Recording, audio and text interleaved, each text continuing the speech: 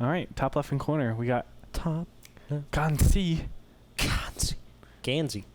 Bottom right hand corner, we have Slayer. Revival. Revival. TSL Revival is pretty good. This guy is like in Playham finals Consistently, all the yeah. time. And Ganzi just Do you know who's... made him his poop deck. Yeah. You know what I mean? That he did. Yeah, I know exactly what you mean, man. You know what I mean? I do. I know. He just toileted on him. That's what he did. Andre, you're the most eloquent person I know. Thanks. Yeah, you're so eloquent. So we're on Belchier Beach. Mm-hmm. And we could potentially see the same thing we saw last game with that proxy barracks. That would be devious. It would be devious. Be maniacal.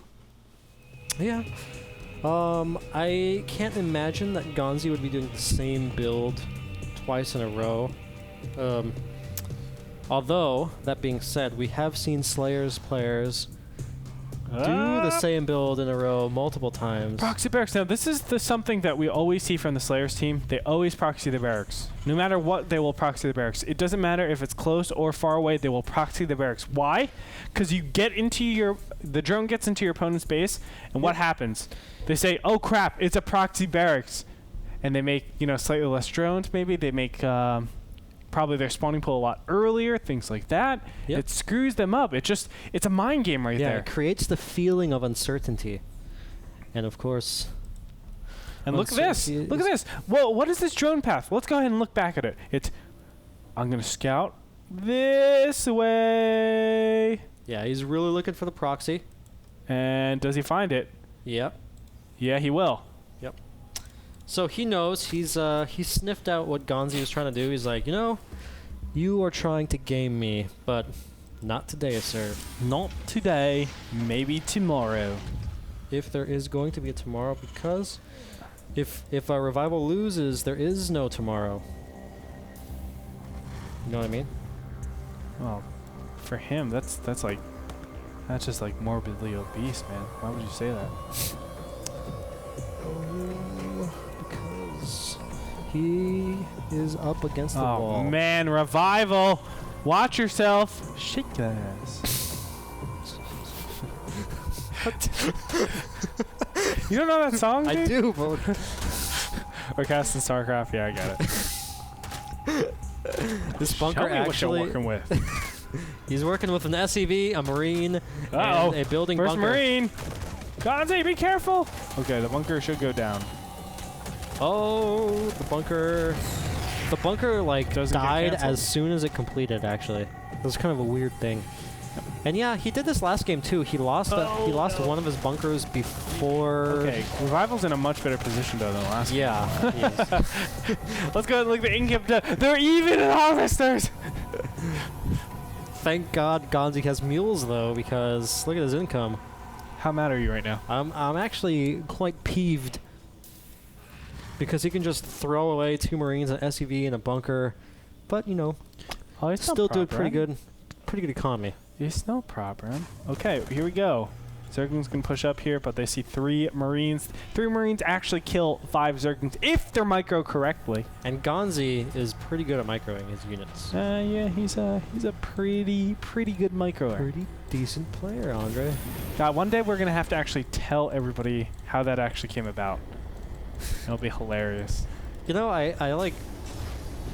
Not today. I don't actually remember the specific circumstance. I just know that Jeff said that. Yeah, it was about a sponsor. Yeah. It was Malice in Wonderland. Okay, it was the GCPL, the Ghost of Coaching Premier League. And our sponsor at the time for $10,000 was a movie. It was Malice in Wonderland, and we were pimping it out and everything. It was like, go check it out on Netflix and yada yada yada. I know, Andre. I was like, yeah, I actually watched it. It was pretty crazy. Yeah, it was He's a like, great movie. And I was like, it's a pretty good movie. You guys should definitely check it out. And Jeff just goes, yeah, it's a pretty decent movie. I'm just like, well, so not too good, not too bad. You like maybe check it out. Decent. Like, ladies and gentlemen, that's our sponsors. I know. That's why you're watching on Netflix and not at the movie. Yeah.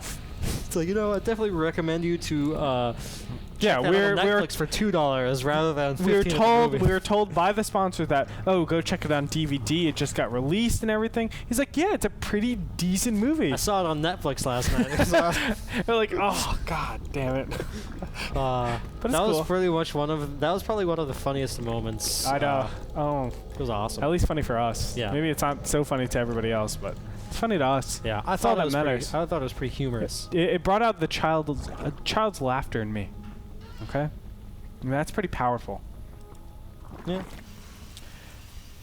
Anyway, 4 queens are out for the Zerg player Revival over here. He is sitting slightly ahead of his opponent in terms of supply. We are going for Banshee, no cloak yet again, so Ganzi is opting to do this. Oh, same build. Again. I do want to mention that Ganzi is playing super duper crazy. And the reason why I say that is because if his opponent went Zergling Baneling all in, he's dead. He's super dead. So what he's basically saying is, I'm going to do a build. I cross my fingers that my opponent isn't going to do Zergling Baneling. And if they're not, which is mainly the one thing that will punish me, I'm going to get way ahead, especially with this Planetary Fortress going up. He's looking super good. Yeah. No, it's really interesting play from Ganzi. As you said, it's like, it's basically coin flipping and hoping that Revival's not all-inning him. Yeah. But and this is all fake aggression as well. I do want to mention that. Like the whole Banshee. Yeah. He's going to go and do a lot of damage to the creep tumors and things like that, or he should do a lot of damage to the creep tumors and things like that. Yep. But it's going to be like, oh, well, you know, it could have... Oh, what the heck? A bunker going to be placed over here. But it's going to be like, oh, well, my opponent could be doing a lot of different things that harass me. Does he actually see... Okay, if Revival is actually being very cautious of his surroundings and knows what's going on, he should be able to see, hey, my opponent is actually mining from this base. Because it's lighting up. No, he saw the PF. Oh, he did? Look at his vision only, yeah. Oh, what am I talking about? Jesus. Yeah, he's seen crap. Changeling. Is he going to attack it? Where? Oh, yep, there it is. At the tower? Yeah. What do you make of Ganzi making these bunkers at the towers? I have no clue. Like, what's the purpose of that? Okay.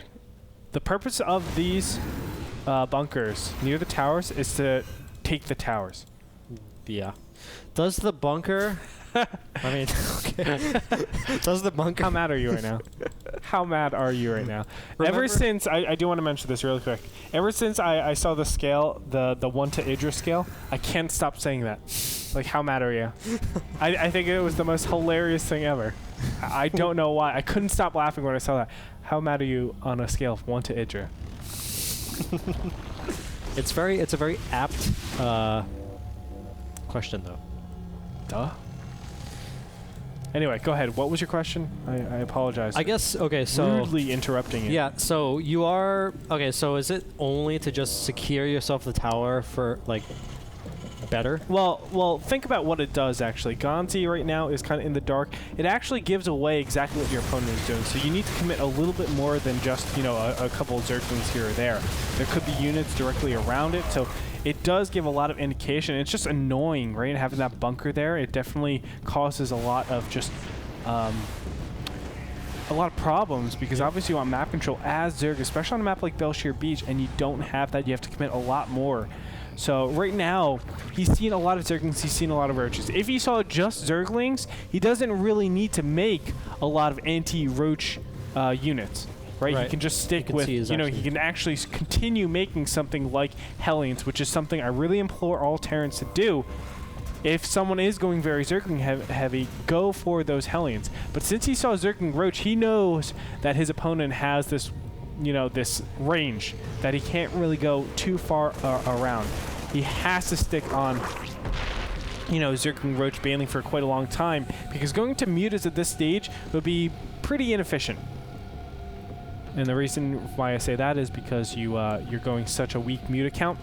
You've invested into Roaches, and additionally, you're going at a stage where your opponent's upgrades are superior to yours. So those Marines will be extra strong. This is very true, and oh wow, Ganzi is getting a wealth of creep tumors right now. This is going to slow down Revival quite a bit. That was like 5 or 6 unused creep tumors there, and actually Ganzi is getting all the way to the natural expansion. Uh-oh, he's not going to make it back. No, he's not going to make it back. Fungal Growth goes down.